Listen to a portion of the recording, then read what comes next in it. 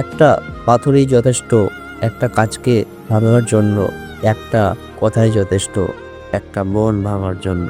লবণ ছাড়া যেমন তরকারি স্বাদহীন, তেমনি বিশ্বাস ছাড়া যে কোনো সম্পর্ক মূল্যহীন। টাকা বা ক্ষমতা দিয়ে হয়তো অনেক কিছুই কেনা যায়, কিন্তু মানুষের শ্রদ্ধা ও ভালোবাসা ও সম্মান কখনোই কেনা যায় না। এটা পেতে হলে যোগ্যতার প্রয়োজন হয়। সরি বলে কিছু হয় না, যে কথাটা হৃদয়ে আঘাত করে সেটা সহজে মুছা যায় না। ভালোবাসা হোক কিংবা বন্ধুত্ব, পাসওয়ার্ড একটাই, বিশ্বাস।